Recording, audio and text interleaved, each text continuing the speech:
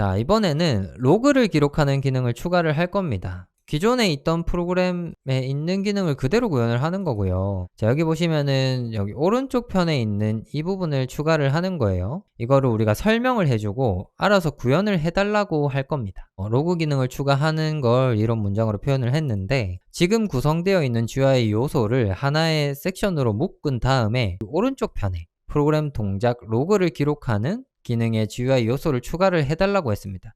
자, 이렇게 설명을 한 게 이걸 표현을 한 거예요.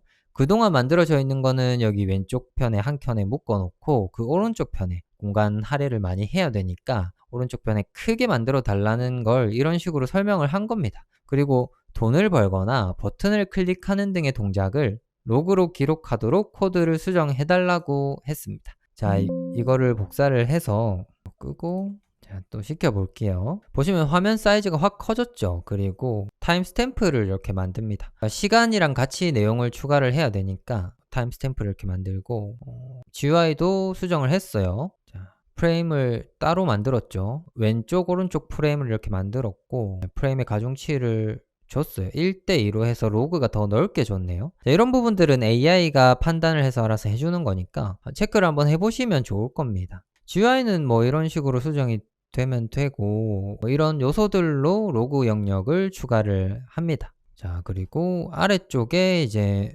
로그를 추가하는 기능이 곳곳에 추가가 될 거예요. 자, addLog라는 이 함수를 만들었네요. 이 함수를 만들고 이 함수를 호출함으로써 로그를 추가하는 그런 형태로 됐고, 이 함수를 로그가 필요한 곳곳에다가 추가를 해서 기록이 되도록 만드는 겁니다. 다 됐습니다. 드디어 다 됐네요. 자, 요거를 실행을 한번 해볼게요. 이렇게 섹션을 잘 나눠줬고요. 나눠진 섹션 안에서 내용이 잘 표시가 되는 걸 확인하실 수가 있습니다. 그리고 프로그램 시작이 된 것까지 이렇게 표현을 해주고 이거를 2회만 해볼까요? 돈 벌기 루틴을 포함해서 2회만 한번 해보겠습니다. 자, 이렇게 하면은 동작을 할 때마다 기록을 이렇게 다 해줍니다. 그리고 이 기록된 걸 바로바로 확인할 수 있게 최신 내용이 항상 화면에 보이도록 설정이 된 것 같아요. 자, 이런 식으로 모든 반복 완료라는 이 마지막 내용까지 기록이 잘 됐습니다. 자, 우리가 원하는 걸 그대로 구현을 해줬어요. 그리고 좀 더 자세하게 내용을 기록하도록 만들어줬습니다. 좌표까지 이렇게 세팅을 해줬고 마우스 업다운까지 기록을 해주네요. 자, 이런 것들을 이제 우리가 원하는 내용만 딱 들어가 있으면 이대로 바로 사용을 하시면 되는데, 제가 보기에는 내용이 좀 많아요. 쓸데없는 내용도 많이 들어가 있는 것 같아서 그럴 때는 그냥 여기 코드 보시고 이거를 컨트롤 F를 합니다. 찾아가면서 보는 거예요. 함수가 구현이 된 것까지 하면 30가지 부분에 사용이 되는데, 예를 들어서 뭐 좌표까지 뭐 표시할 필요는 없다 라고 생각을 하시면, 자, 어디 있을까요? 색상 찾기 시작, 뭐 찾은 좌표. 자, 이런 거는 그냥 삭제를 하시면 됩니다. 내가 필요 없는 이제 로그라고 판단이 되는 부분들을 이제 이런 식으로 삭제를 하시면 돼요. 아니면은 필요한 부분에 이걸 복사를 하셔가지고 로그를 추가하도록 만드시면 됩니다. 그러니까 예를 들어서 뭐 여기에 어떤 로그를 추가를 하고 싶다. 그럼 이렇게 붙여넣고 내용을 작성을 하시면 되는 거겠죠. 자, 이런 식으로 활용을 하시면 되는 겁니다. 자, 그럴듯한 프로그램이 만들어지고 있죠. 자, 그리고 또 다음으로 넘어가 볼게요. 이게 마지막인데, 제가 준비한 마지막인데, 요거까지 하면은 기존에 있던 프로그램과 완전히 동일한 프로그램을 만드는 거거든요. 그래서 여기까지만 우선은 해봅시다. 자, 이거는 프로그램이 실행되고 있는 시간 동안에 카운팅을 해서 얼마 동안 실행이 되고 있는지를 표시하는 GUI 요소를 추가하는 겁니다. 자, 여기 있는 실행 시간 이 부분을 얘기하는 거고요. 이거를 그냥 AI에게 부탁을 해볼게요. 보시면은 여백이 왼쪽 섹션에 있어서 그쪽에 추가를 해줄 것 같기는 한데 한번 그냥 부탁을 해보겠습니다. 위치가 크게 중요한 건 아니니까요. 자, 이렇게 부탁을 하면은 어떻게 수정을 해주는지 봅시다. 그리고 이게 수정이 되는 동안 참고로 하나 말씀을 드리면, 네이버 카페에 있는 거 다들 아시죠? 카페에다가 지금 진행되고 있는 강의들의 강의 자료를 올려드리거든요. 여기 보시면은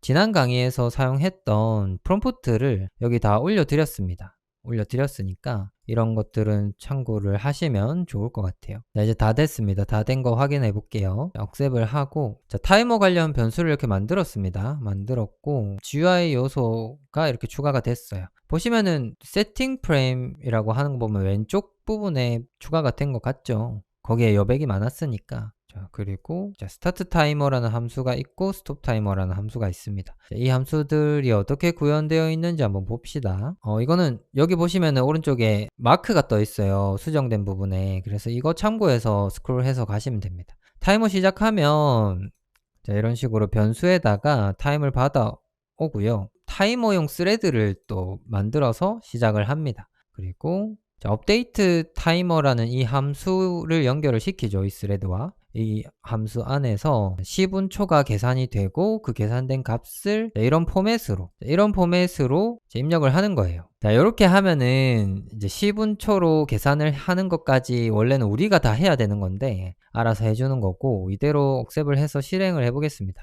실행을 하면 시간을 기록하는 게 여기 있죠. 경과 시간이라고 이렇게 되어 있고, 우리가 실행을 눌러서 매크로가 실행이 되는 동안 카운팅이 될 겁니다. 좀 길게 해볼게요. 4번을 반복하게 해서 시작을 누르면 시작하자마자 이제 1초부터 카운팅이 되죠. 카운팅이 되고 프로그램이 멈추면은 이 카운팅하는 것도 멈추게 될 거예요. 이런 식으로 하면 우리가 장시간 동작하는 프로그램의 경우에 어느 정도의 시간 동안 잘 동작이 되고 있는지를 판단할 수 있는, 파악할 수 있는 목적으로 이게 활용이 될 수가 있어요. 자, 보시면은 시간 카운팅하는 게 안 멈춰요. 자, 이런 부분들은 직접 수정을 해주셔도 되고 AI에게 부탁을 하셔도 됩니다. 두 가지를 다 해볼게요. 직접 수정하는 거. 자, 우리가 코드 리뷰를 했습니다. 분명히 코드를 보면서 여기가 수정되었네요 라고 파악을 다 했어요.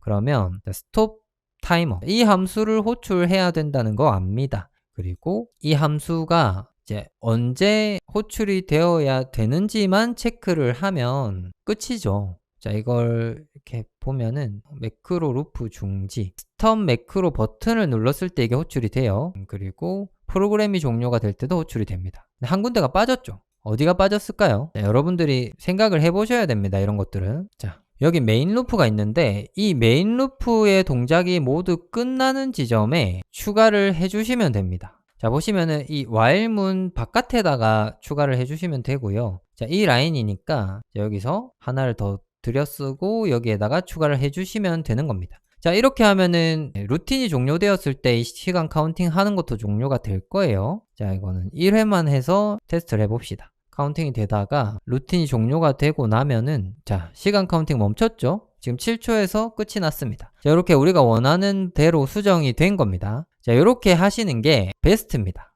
베스트인데 요거 솔직히 안 알려드리고 싶은데 이걸 이렇게 하실 수도 있어요.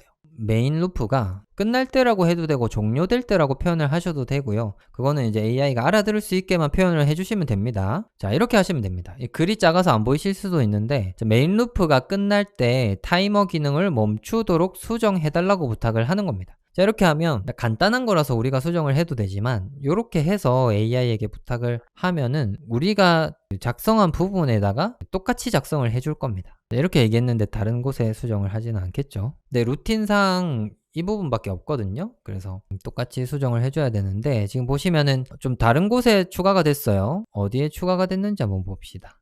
여기 보시면 모든 반복이 완료되었는지를 확인하는 부분에서 모든 반복이 완료가 되었다라고 판단이 되었을 때 이 안의 내용을 실행을 하는 거잖아요. 오히려 저보다 더 리저너블한 자리에다가 코드를 추가를 해줬네요. 이런 식으로 수정을 하실 수가 있는 거고, accept all을 하고 다시 실행을 해볼게요. 그러면 당연히 잘 동작하겠죠. 우리는 확인만 하는 겁니다. 자, 1회로 하고 아까 7초 걸렸는데 이번에도 7초겠죠. 자, 이렇게 하면 좀 모양은 다르지만 우리가 처음 타겟으로 했던 매크로 프로그램을 완성을 했습니다. 자, 이거 기초 강의 때부터 들으신 분들은 아시겠지만 이거 만드는데 우리 고생했죠. 강의가 꽤 많았어요. 강의 양이. 대신에 그때는 이제 기본 문법을 알려드리는 강의였기 때문에 그랬겠지만 어찌됐건 많은 내용을 배웠어야 됐는데 바이브 코딩을 적용해서 내가 잘 모르더라도 이런 프로그램을 만들 수 있다는 걸 여러분들이 한번 해보신 겁니다.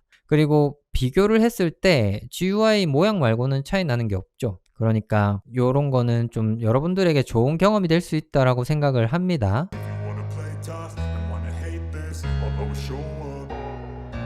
I don't ever slow up, no I don't